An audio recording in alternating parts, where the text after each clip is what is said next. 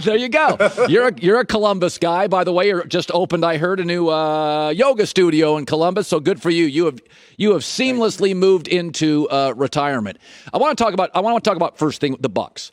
It's a very old physical team. The Suns are a young finesse team. They like fast tempo. They're small. They're thin. Mikal Bridges barely 210 pounds. The Bucks are Brook Lopez and Giannis. It's 250. It's P.J. Tucker. It's Bobby Portis. I kind of feel like in this finals, Michael, if it's half court and situational, I like the Bucks. If Monty Williams can increase the tempo, I like the Suns. That's how I view it. How do you view it this morning?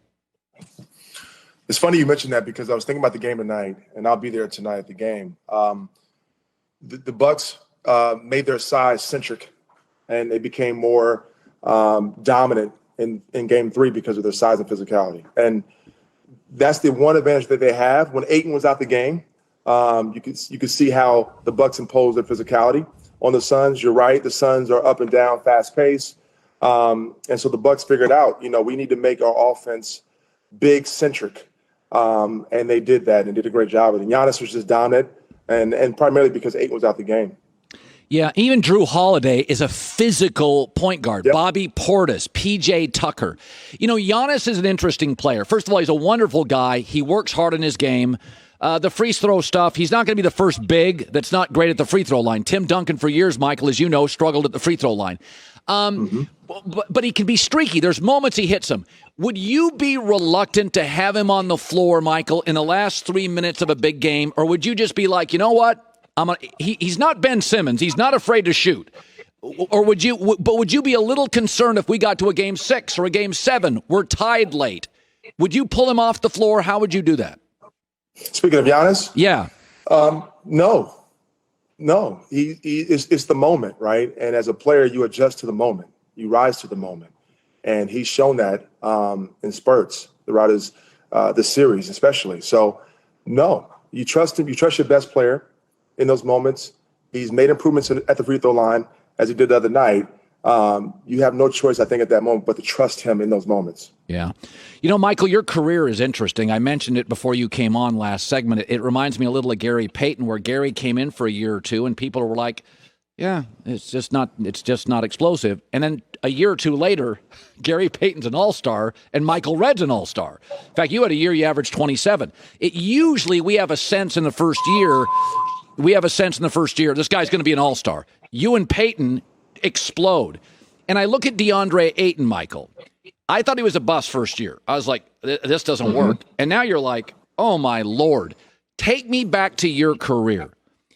What was the spark that turned you from 4 a game to 20? I think confidence in myself. No matter where I was drafted late in the second round. But the one thing that I had that Ayton has is great leadership, great veterans. I had great veterans in Lindsey Hunter, Ray Allen, Irvin Johnson, Sam Cassell, guys that really, really poured into me and mentored me. And so Ayton has a Chris Paul, who's been big for him this year in a lot of ways. There's certain things that players can do that coaches can't do as far as veterans. And so that's what was the big beneficiary for me. I had tremendous veterans that I really learned from, and my career took off from there. For the record, you played in the Olympics with Chris Paul. Now, many have said, Michael, many have said he's tough, he's verbal. I mean, I've gone to games when he was a Clipper. I would sit courtside, and I would hear him. And I'm like, Blake Griffin had tuned him out. So when you played with him, did you sense that he's not for everybody? He was young at the time. So he was 22, 23 at the time. And so he was very irreverent. He was himself, but he was very reverent to myself, Jason Kidd, Kobe, Tayshaun Prince, Carlos Boozer. We were kind of older heavy, at the time too. So we had a good balance between young and older. And he was Chris. He was a leader, vocal on the court, but he wasn't what people say he is now as far as being more tough and not acquired taste. But I enjoyed him. He was my little brother. We had a great relationship when we played together those 3 years. Did a lot together. Our fathers are close to this day still. So he's terrific. He's a winner and he's a leader. Yeah. I want to talk about the Olympic experience because you went to Beijing, won a gold medal 2008. You went 8-0. And I was saying this, first of all, the construction of Olympic teams is interesting in America. Where Team Australia, the Spanish team for years and years, it was the same guys. Australia, we have so much talent in America, Michael. We just have new guys going constantly, and it can be choppy.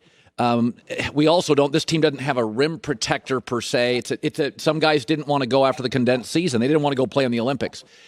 Our team has struggled a little bit in the first 3 games they've played. Is the world catching up to us? Or is it a matter of, we keep throwing different guys on this team. You can't create chemistry in a week in Vegas. I mean, where do you land on their early struggles?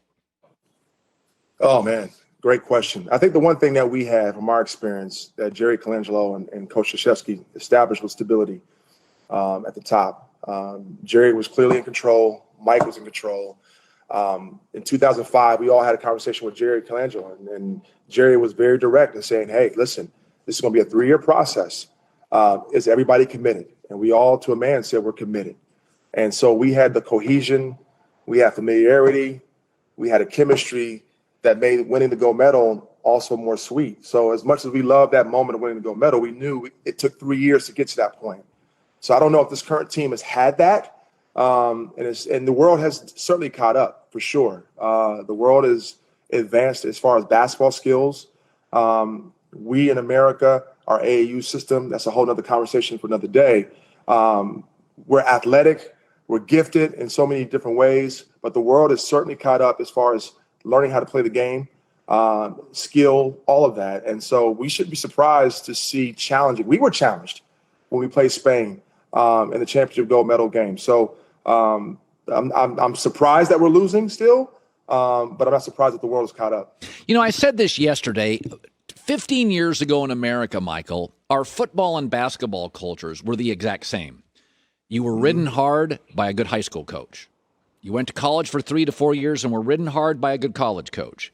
And when you went to the NBA, you had to be pretty respectful to the coach because he still had power. The football culture is still that today. The basketball culture is different. It's more transitional. You don't even play high school. You have an AAU coach for a couple of years that wants you on the team. You have a college coach for a year that will do anything to get you. And we have a league now where you walk into this league, there's too much money. You'll get rid of the coach in an hour. Stan Van Gundy's gone. I said this the other day. I think we're creating better basketball players, but less resilient basketball players, is that they are bothered by Twitter. I can't see Michael Redd or Michael Jordan being bothered by Twitter. Maybe I'm wrong. It's a generational opinion. But do you worry a little bit that the player, it's always been a labor-driven league. The employees, the players have always had the power in this league. And when I was a kid, and Spencer Haywood, I can go back to the 70s. But are you worried that sometimes now it's so much about the players that they're not as resilient as they used to be? I think you have the balance of both. And you did a great job of articulating that, Colin, as you always do. It's a different generation. We've always said that in the last few years. I had a dad that was challenging to me in a great way. He grew me up to become a man. When I felt things were tough in college, he said, shut up and go listen to your coach. NBA, Dad, this is hard. Shut up, fight through it, get through it, show some grit, resiliency, work hard, do what you're told to do, and get through it. And then I had leverage as a player, too, within the organization. I was allowed to have a voice with our GM and with our owner. Yeah. I think you can do both. I think you can utilize and leverage your leverage and your influence on the team, but at the same time, be subordinate to the coach and be coachable. I think that's a lost art in today's game where people are coachable and not so easily offended. Go work hard, go get better, go do what the coach asks you to do, and you'll see better results. And I don't know if we had that as much as we did in my time. Yeah. By the way, you're one of those guys, the game has changed. The game would have been great to you, right? You ever look at this and think 26 a game? Hell, I'd average 36 a game. You were born too soon, Michael, because you were built for this game. You ever think that? Steve Kerr came up to me a couple of years ago and said, you would flourish in this era. You had to be efficient, in my time. Yes. At three ball, because if you missed 2 or 3 in a row, you come out the game. Or you had 3 more. That's right. That's how it was. So I only shot maybe, I think, 4 threes a game, maybe 5. And I was more of a scorer, obviously. And people know me as a three-point shooter, but I was a scorer. But different. And then it was more physical, right? The game was more physical. You can get away with more back then. So in this day and age now, I do think about it and wonder. I talk to my wife about it, my friends about it. Like, man, what would I do in this era of where it's okay to shoot 15 to 23s in the game? So it's a different time. I celebrate these guys. They're doing remarkable things. But I certainly respect those who came before them and became before me. They just have more leeway now. Yeah. What a pleasure. Michael, you've done so well for yourself. I love having you on the show. Good luck with your yoga studio in Columbus, Ohio. You're a former Buckeye. Let me look at this up real quick here. I think you were drafted 43rd. How about that? And became an all-NBA dude. Good for you, Michael. It's great seeing you. Thanks for coming on. And go Browns. Colin, thank you, buddy. Thank you, man. Appreciate you, buddy. Hi, everybody. Thanks for watching. Subscribe here to get the latest from the show. Also, be sure to check out more of the best clips from The Herd or go watch a few segments from other shows on FS1.